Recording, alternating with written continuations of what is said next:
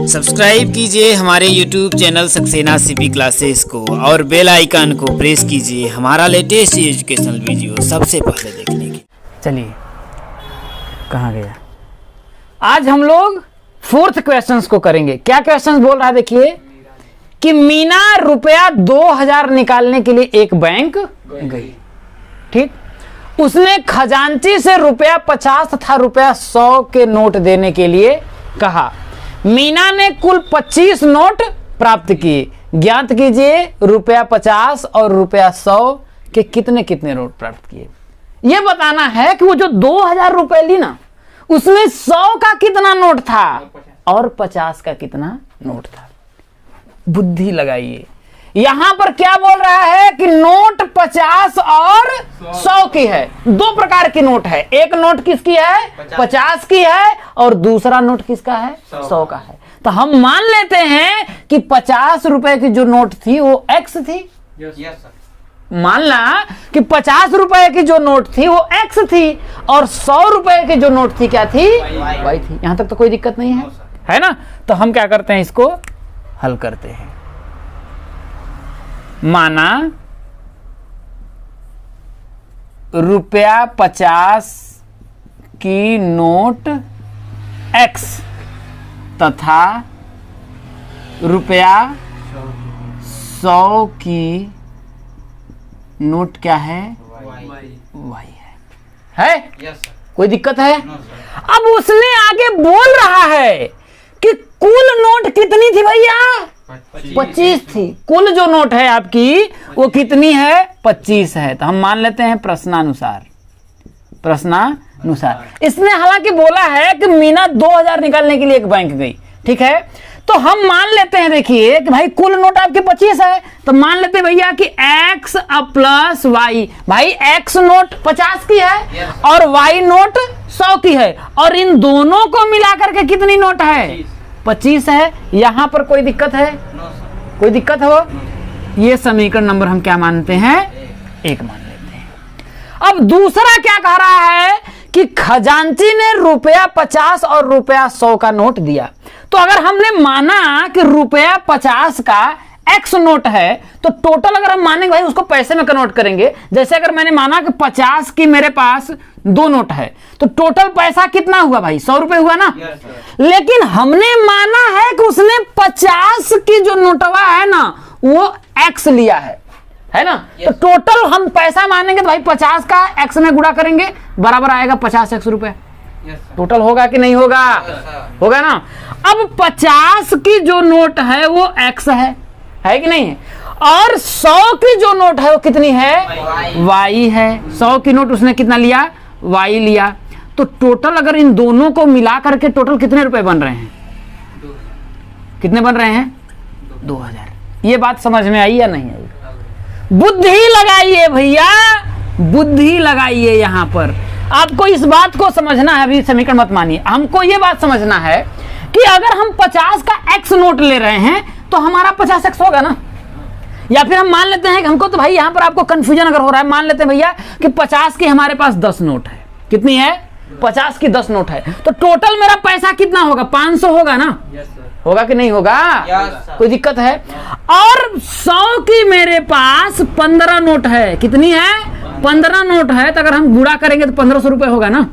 तो इन दोनों को मिला करके आया ना 2000।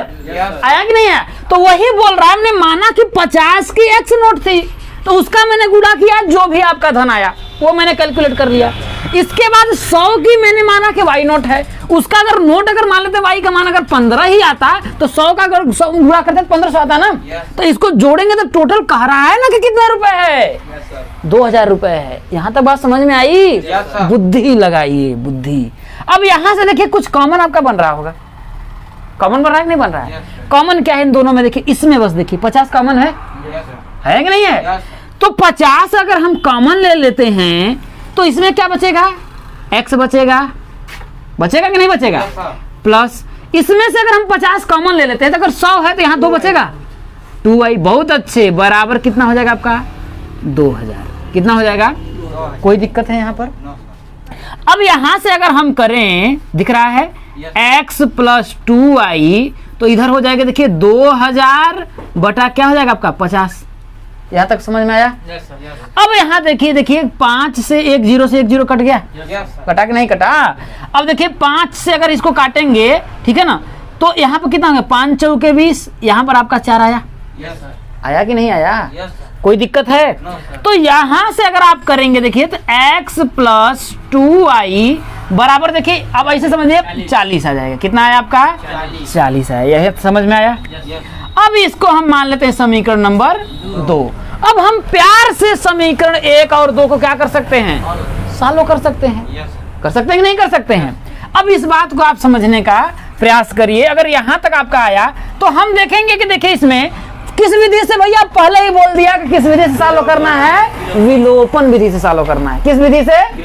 अगर विलोपन विधि से सॉल्व करना है तो हमको एक चर को तो बराबर करना पड़ेगा, है कि नहीं है? तो यहाँ पर देखिए, यहाँ पर x का गुणांक भी 1 है, यहाँ पर भी x का गुणांक भी 1 ही है। तो ये तो दोनों अपन बैलेंस है ना, बराबर है कि नहीं है? है ना? तो हम क्या कर सकते हैं भाई, समीकरण 1 में से या समीकरण 2 में समीकरण 1 को घटा देते हैं, हमको मिल जाएगा कि नहीं y का मान, क्योंकि ये तो आपस में कट जाएगा। कोई दिक्कत है? अब हम क्या करते हैं, तो समीकरण 2 माइनस 1 से, इसका मतलब है कि समीकरण 2 में से समीकरण 1 को घटाने पर जब यहां पर करेंगे तो देखिए आपका क्या हो जाएगा, देखिए x प्लस 2i बराबर का 40, यहां पर x प्लस y बराबर का 25। अरे 25 भैया 25, ठीक है। अब क्या कर रहे हैं, हमको घटाने पर है तो ये प्लस में है तो किस में हो जाएगा? ये माइनस में हो जाएगा। ये प्लस में है तो क्या हो जाएगा? माइनस में। ये प्लस में है तो क्या हो जाएगा? कोई दिक्कत है? यहाँ देखिए x और x प्यार से कट रहा है, काट देंगे। यहाँ पर आया 2i में से यदि मैं y को घटाऊंगा तो क्या आएगा? y आएगा। क्या आएगा?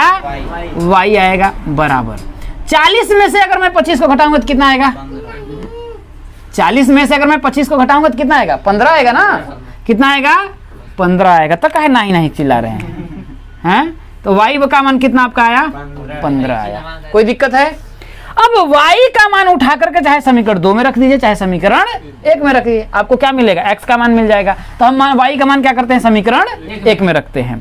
तो y का मान समीकरण 1 में रखने पर, जब y का मान समीकरण 1 में रखेंगे तो क्या होगा? देखिए x प्लस y का मान हम लोगों ने कितना निकाला है? 15 बराबर कितना हो जाएगा आपका?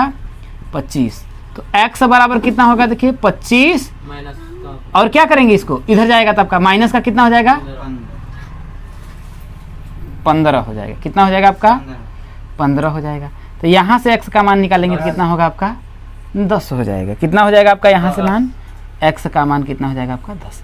अगर हमको सॉल्व करना हो, प्रूफ करना हो, भाई हमको दोनों नोट 25 थी तो x का 10 और y का 15, 15 10 25 हो गया। इसका मतलब ये वाला पहला वाला हमको संतुष्ट कर रहा है। लेकिन दूसरे वाले को संतुष्ट करना है कि नोट कितनी थी, तो हमने माना कि 50 की कितनी नोट थी? x नोट थी। 50 की x नोट थी, लेकिन हम लोगों ने x का मान कितना निकाला है? 10 निकाला है ना। तो 50 में 10 का गुणा करेंगे तो कितना रुपए आएगा? भाई 50 रुपए की अगर x नोट थी तो हमने निकाला ना x नोट कितनी थी? 10। तो अगर 10 नोट 50 की है तो 50 हमें 500। टोटल पैसा कितना बना भैया? 500 बना। अब भैया मतलब आपका 500 रुपए आपका 50 से बन गया है। और y की टोटल नोट कितनी थी? 15 थी। तो 15 का 100 में गुणा करेंगे तो कितना होगा आपका? 1500 हो जाएगा। अब देखिए 1500 हो गया, दोनों को जोड़ेंगे तो कितना आएगा आपका? 2000 रुपया आ रहा है ना। प्यार से हमारा भी संतुष्ट हो गया ना। कोई दिक्कत है? देखिए क्वेश्चन नंबर 5 क्या कह रहा है, बड़े ध्यान से इसको समझिएगा। कह रहा है कि किराए पर पुस्तकें देने वाले किसी पुस्तकालय का प्रथम 3 दिनों का एक नियत किराया है। 3 दिन का वो एक फिक्स रुपए दे देता है कि लो भैया 3 दिन का मैंने 10 रुपए दिया और 3 दिन में रख लिया, ठीक है ना। मैं 3 दिन अगर मैं किताब रखूंगा ना तो मुझे क्या है, एक फिक्स रुपए मैंने आपको दे दिया, ठीक है ना। प्रथम 3 दिन के लिए बातें बोल रहा है, ठीक है। कह रहा है तथा उसके बाद प्रत्येक अतिरिक्त दिन का अलग किराया है। उसके बाद हर एक दिन का क्या है, अलग अलग किराया दे सकते हैं हम आप। यहां तक कोई दिक्कत है? करा सरिता ने 7 दिनों तक एक पुस्तक रखने के लिए रुपया 27 अदा किए। जबकि सुशी ने एक पुस्तक 5 दिनों तक रखने के लिए ₹21 अदा किए। नियत किराया तथा प्रत्येक अतिरिक्त दिन का किराया ज्ञात कीजिए। ठीक है ना, ये बोल रहा है। ठीक है, हम मान लेते हैं कि माना, ठीक है, माना नियत किराया ₹X तथा प्रत्येक अतिरिक्त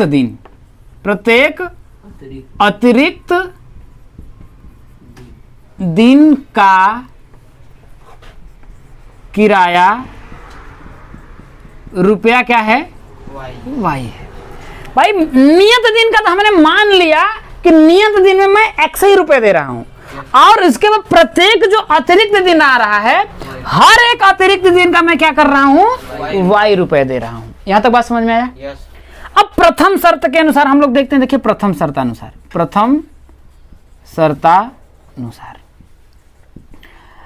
क्या बोल रहा है? देखिए कि सरिता ने 7 दिनों तक एक पुस्तक रखने के लिए ₹27 अदा किए।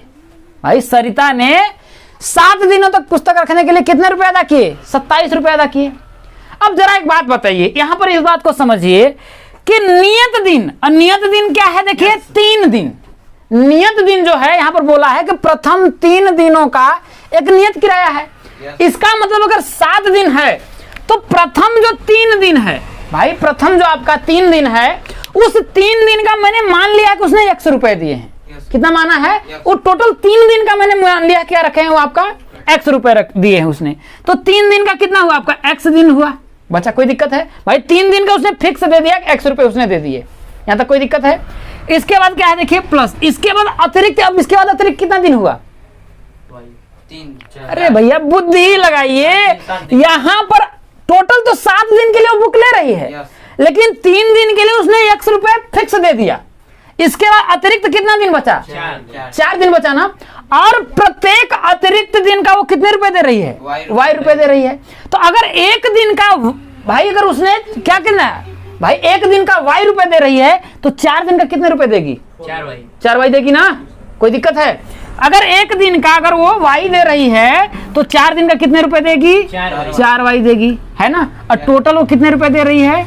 27 रुपए दे रही है। ये बात समझ में आया? बात समझ में आई कि नहीं आई?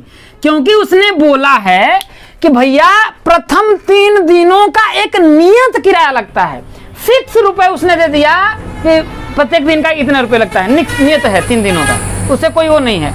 लेकिन उसके बाद अगर आप आगे बढ़ेंगे ना, तो हर एक दिन का अलग चार्ज लगेगा। ये बात तो बोला ना। तो हमने मान लिया कि उसने 3 दिन का भाई फिक्स उठा करके फिक्स रुपए दे दिए, X रुपए उसने क्या किया? दे दिया। यहाँ कोई दिक्कत नहीं है। अब इसके बाद अतिरिक्त कितना दिन बचा? 4 दिन बचा। और हर एक, यहाँ लिखा मैंने, अतिरिक्त दिन का वो कितने रुपए दे रही है? Y रुपए दे रही है। तो एक दिन का अगर Y रुपए देगी तो 2 दिन का 2Y, 3 दिन का 3Y, और 4 दिन का 4Y, और टोटल मिलाकर कितने रुपए दे रही है? यहाँ तक कोई दिक्कत है? यहाँ तक नहीं हुआ। इसके बाद द्वितीय शर्तानुसार, क्या आपका? द्वितीय शर्तानुसार। ठीक है, द्वितीय शर्तानुसार क्या बोल रहा है? देखिए सुशी ने एक पुस्तक 5 दिनों तक रखने के लिए ₹21 अदा किए। ठीक है ना, 5 दिन के लिए सुशी ने रखा, उसने कितने रुपए दिया? 21 रुपए अदा किया। ठीक है, तो हम मान लेते भैया कि 3 दिन का उसने भी तो X ही रुपए दिया होगा, क्योंकि प्रथम 3 दिनों का फिक्स है देना है। तो प्रथम 3 दिन का उसने भी तो X ही रुपए दिया होगा। तो प्रथम 3 दिन का उसने भी X रुपए दे दिए। अब बचा शेष दिन कितना? भाई 5 दिन का अगर 3 दिन का उसको फिक्स रुपए देना है, यहां भी और यहां भी फिक्स दिन देना है। अब इसने सुशी ने तो 5 ही दिन में किताब रखी है, तो 2 ही दिन का उसने अतिरिक्त भाड़ा दिया होगा ना। अगर 1 दिन का Y दिया है तो 2 दिन का 2Y हो जाएगा कि नहीं हो जाएगा? तो 2 दिन का कितना हो जाएगा आपका? 2Y बराबर कितने रुपए दे रहे हैं आपके? 21 रुपए कुल मिलाकर उसने दे रखे हैं। ये समीकरण नंबर क्या मान लेते हैं? 2 मान लेते हैं। किस विधि से सॉल्व करना है? विलोपन विधि से।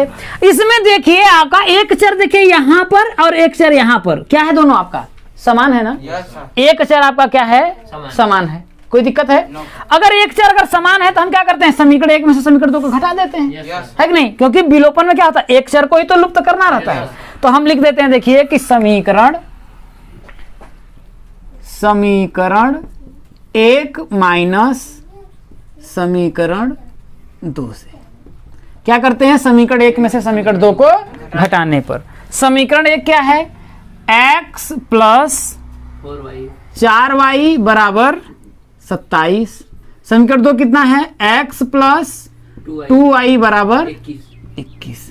घटाने पर तो ये प्लस का क्या हो जाएगा, माइनस, ये प्लस का क्या होगा, ये प्लस का क्या हो जाएगा आपका, तो x से आपका x कोई दिक्कत है। अब देखिए 4y है 2y है, तो 4y में से अगर मैं 2y को घटाऊंगा तो कितना आएगा आपका, 2y आ जाएगा, कोई दिक्कत है, बराबर। 27 में से अगर मैं 21 को घटाऊंगा तो कितना आएगा आपका, 6 आएगा। तो यहाँ से y बराबर कितना हो जाएगा, देखिए 6 बटा के 2, तो 2 से काटेंगे 2 3 आके 6, y बराबर कितना आ जाएगा आपका, 3। कितना आ जाएगा, y बराबर 3। इसका मतलब कि उसका प्रत्येक अतिरिक्त दिन का कितने रुपए लग रहा था, 3 रुपए लग रहा था। यहाँ तो कोई दिक्कत है। अब आगे कह रहा है भैया नियत नहीं भाड़ा तो हमें ज्ञात करना है, तो नियत भाड़ा क्या है आपका, x रुपए है, तो y का मान उठा करके चाहे समीकरण 1 में रख दीजिए चाहे समीकरण 2 में रखिए, आपका क्या आएगा, x का मान मिल जाएगा। ठीक है, तो y का मान हम रखते हैं, देखिए कि y का मान समीकरण 1 में रखने पर, समीकरण 1 में रखने पर y का मान समीकरण 1 में रखेंगे तो कितना हो जाएगा, देखिए x प्लस 4, y का मान हम लोगों ने कितना निकाला है, 3 निकाला है, बराबर कितना हो जाएगा आपका 27। तो x बराबर कितना होगा, देखिए 27 और 4 3 कितना हो जाएगा, 12। इधर जाएगा तो कितना होगा, माइनस का 12। तो x का मान कितना आ जाएगा, 15। 27 में से 12 घटाएंगे तो कितना आएगा आपका, 15। इसका मतलब यह है कि जो आपका नियत 3 दिनों का किराया था वो 15 रुपए था, है ना, नियत 3 दिनों का जो किराया था वो 15 रुपए था, और प्रत्येक अतिरिक्त दिन का जो किराया था वो 3 रुपए था। बात समझ में आया। और आपका ये जो है एक्सरसाइज प्रश्नावली 3.4 समाप्त होता है। अब अगले दिन